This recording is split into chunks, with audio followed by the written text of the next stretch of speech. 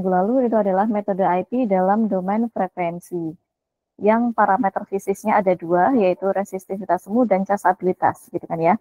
Nah, sekarang kita akan melihat untuk yang frekuensi domain IP. Di sini di frekuensi domain IP, parameter fisiknya juga ada dua, gitu ya.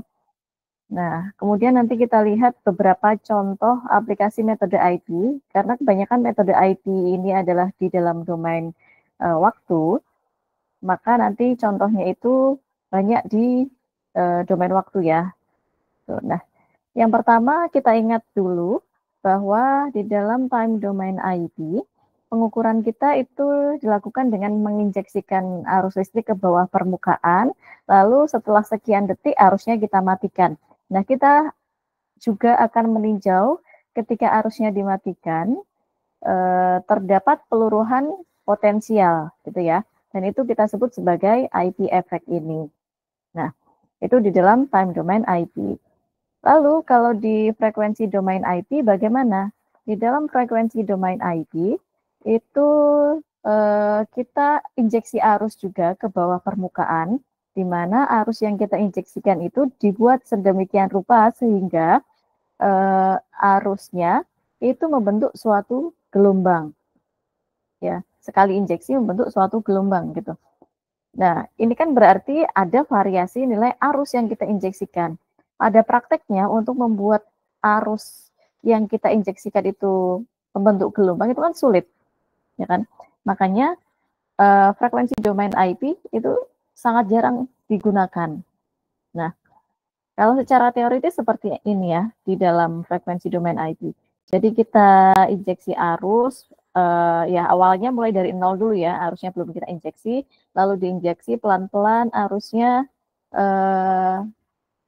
sedikit demi sedikit dinaikkan hingga sampai ke puncak, lalu diturunkan lagi arusnya. Kan susah ya membuat seperti itu. Nah, dan seterusnya gitu ya ke pengukuran berikutnya. Dan ketika kita melakukan injeksi arus yang bentuknya gelombang seperti ini, maka batuan di bawah permukaan itu juga akan memberikan respon dalam bentuk potensial. Nah, potensialnya di dalam frekuensi domain itu juga membentuk seperti gelombang, ya, bentuk seperti gelombang ini. Nah, pada saat pertama potensial ini terekam, itu adalah di saat arusnya maksimal. Ya, di saat arusnya maksimal itu potensial pertama terekam. Ya, dan seterusnya. Nah, ini kan ada jeda waktu ya antara pertama kali injeksi hingga ke nilai arus maksimalnya. Ya. Dan ini disebut sebagai IP effect dalam frekuensi domain. Nah, kalau di time domain, IP effect-nya kan pada saat peluruhannya ini ya. Ya, kalau di dalam frekuensi domain, IP effect-nya itu adalah waktu di mana pertama kali potensial itu bisa terbaca. Ada jeda, integration time. Tuh. Itu perbedaan antara pengukuran IP yang time domain dengan frekuensi domain. Nah, kemudian di dalam pengukuran IP yang frekuensi domain, terdapat dua parameter fisik yang bisa kita dapatkan, yaitu frekuensi efek dan metal faktor. Yang pertama adalah yang frekuensi efek dulu. Di dalam persamaan frekuensi efek, itu dirumuskan dengan resistivitas semu pada frekuensi rendah, dikurangi dengan resistivitas semu pada frekuensi tinggi, lalu dibagi dengan resistivitas semu pada frekuensi tinggi. Nah, frekuensi rendah dan frekuensi tinggi ini batas nilainya berapa? Kalau yang frekuensi rendah itu nilainya antara 0,05 sampai 0,5 Hz. Sedangkan untuk yang frekuensi tinggi nilainya dari 1 sampai 10 Hz. Nah, itu kita dapat frekuensi efek.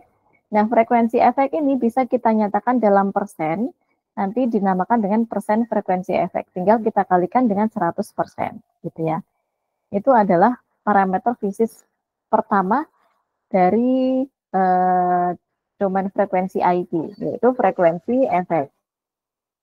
Kemudian parameter yang kedua itu adalah metal faktor, di mana metal faktor ini seringkali disebut sebagai apparent metal faktor, yang dirumuskan dengan frekuensi efek dibagi dengan resistivitas semu pada frekuensi rendah.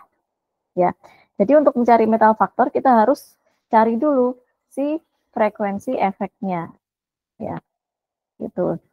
Nah, nilai metal faktor ini karena dibagi dengan suatu resistivitas semu pada frekuensi rendah, biasanya nilainya itu sangat kecil.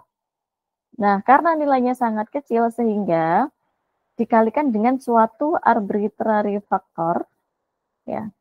Misalnya itu 2pi kali 10 pangkat 5, agar nilainya ini berada pada orde yang baik, ya. Gitu. Jadi ada dua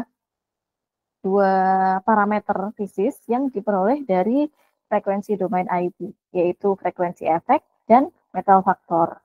Ya. Nah, kita lihat aplikasi dari metode IP ini bisa diterapkan di mana saja. Yang pertama, metode IP bisa diterapkan untuk identifikasi adanya groundwater, ya, adanya air tanah. Di sini diaplikasikan metode IP yang time domain karena